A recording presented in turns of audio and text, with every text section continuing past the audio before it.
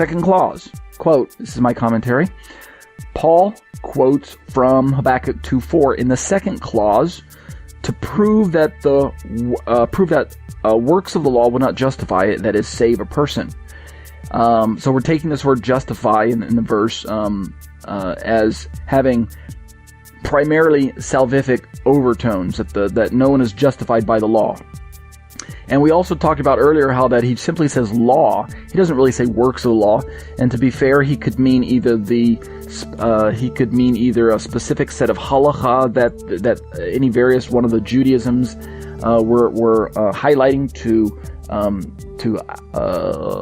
mark out their covenant members. He could be referring to the entire Torah as a whole.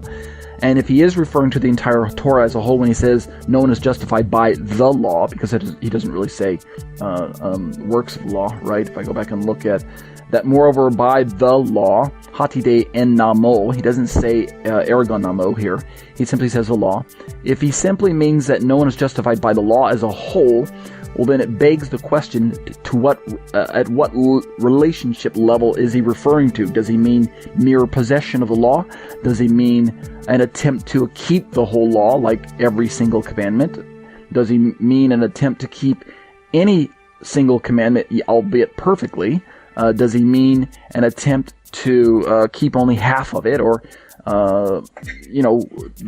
what exactly is he referring to when he simply says law there? So it's a good discussion. Nevertheless, we know that whatever he has in mind, the perfunctory doing of it will never result in salvation. So whether you're doing one of the commandments, or whether you're doing 10 of them, or whether you're doing all of them, or whether you're not even trying to do them at all, whether it's just your belief in the mere possession of it, it won't save you. It won't save you. So Paul says it's not the works of the law that are going to justify. Interestingly, as I say in my commentary, many Bible translations use the word faith for the Greek of 3:11 when translating Paul's quote from Habakkuk 2:4. So when Paul says the just shall live by faith, we got a lot of translations that also say the just shall live by faith, the righteous shall live by faith.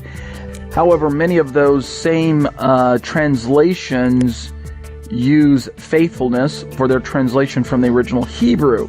And in my footnote, I highlighted that we've got the NIV, the NLT, the NET, and the GWT use faithfulness for the Hebrew of Habakkuk 2:4, but if you turn to the New Testament passage for Galatians 3:11 here, none of those four use the word faithfulness in the Greek of 2:11. They opt over to get faith instead of faithfulness. And we could go back and look at the LXX and see if it actually has faith or faithfulness, or see if the Greek's going to force us into one or the other. But without going on too far into that, Dunn has this to say about this kind of particular, what I call oddity. He says that the usual understanding of Habakkuk 2:4 out of the Masoretic text, that would be the Hebrew, is which is will live by his faithfulness, right? If we go back and read the Hebrew of Habakkuk 2:4, then the word rendered faithfulness by some of those translators would be emunato. I'm pulling this from memory. And we're going to look at it a little later on down the list, so I'm not really focusing too much on it right now. It's going to show up again later down below in 3:12. But Dunn goes on to say it's not necessary to the discussion here in 3:11 to resolve the question of whether Paul intends the by faith part to go with the righteous part or to go with the will live. You understand what I'm saying? Is it that the person lives by faith, or that they're righteous by faith? Which part is it? And Dunn's going to go on to say that it's not really necessary right now to cross that bridge. And there's a lot of commentary that's been written on whether Paul's trying to attach the hodikaios, the righteous, to the ekpistios, the by faith, or is he trying to attach the zesetai, the will live, to the ekpistios, the by faith? And I'm not going to get into that right now. I'll deal a little bit more on that topic when I get down to verse 12. Suffice to say, I just want you to be aware of the fact that there's two different Hebrew words. There's one Hebrew word that's translated with two different English words. And when we get to the New Testament, we have this one Greek word, the ekpistios, by faith, which some translate faith and some translate faithfulness.